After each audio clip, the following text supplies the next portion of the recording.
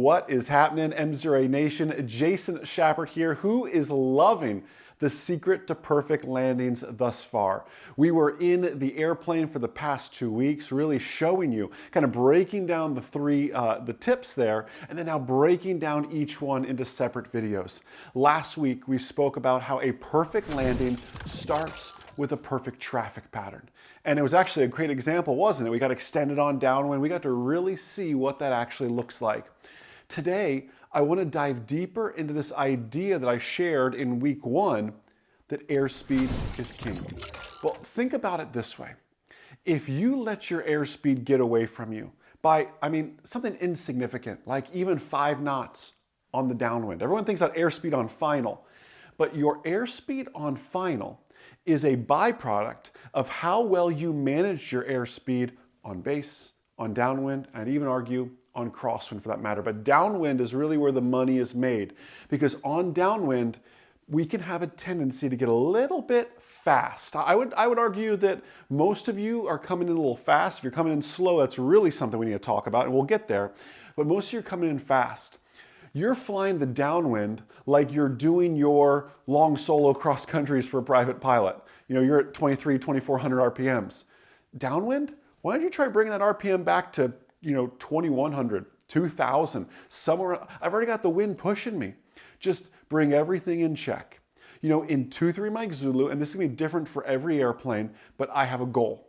I want to be 90 on downwind, 80 on base, 70 on short final, 65 coming over airport property, meaning cross the fence over airport property from that standpoint. And then working into the transition, which we'll talk more about next week.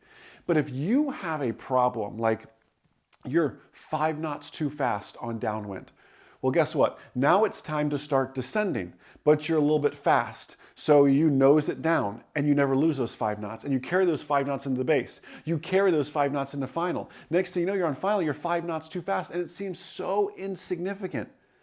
But 5 knots is the difference between hitting your point or blowing 200 feet past it on a check ride. You have to nail those airspeeds. Now, I don't want you to become so obsessed with them that you're just staring at them and you're forgetting about flying outside. But speed compounds. Just like we spoke about last week, how altitude compounds too. If I'm 100 feet too high in my pattern, also on downwind, it's hard to lose that last 100 feet.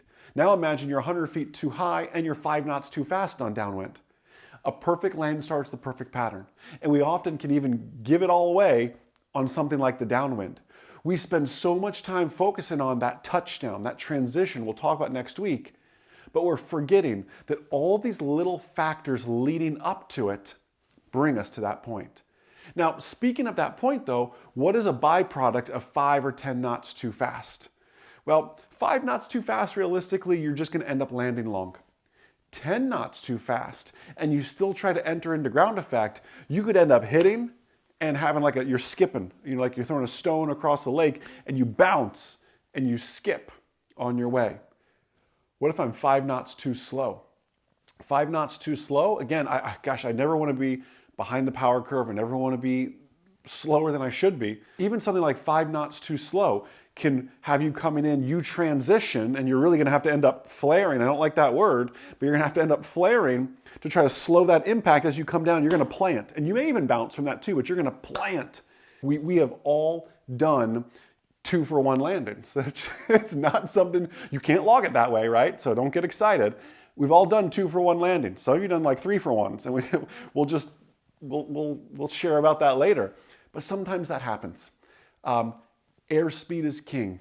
Manage your airspeeds. Now, every airplane is different, but your homework, signing off from this video, your homework is to say, okay, what should my speed be on downwind? Then on base, then on final, then over airport property. 2-3 Mike Zulu, 172 Lima, I like 90, 80, 90, 80, 70, 65 over airport property. And again, before we start sharing numbers, is that miles per hour, is that knots, you gotta think about what is right for your airplane. And every airplane is going to be different. You may fly a 172 Mike, just a few years newer than 2-3 Mike Zulu, and your numbers could be 5 knots faster. So keep that in mind as well. Listen, can't wait to read your comments down below. Let me know, Have you ever done 2-for-1 landings? That's what I really want to know in the comments down below. Thank you so much for just keeping this momentum from the 31-day Safer Pilot Challenge going. Have a blessed, abundant, outstanding rest of your day. And most importantly, remember that a good pilot is always learning. Have a great day, everybody. See ya.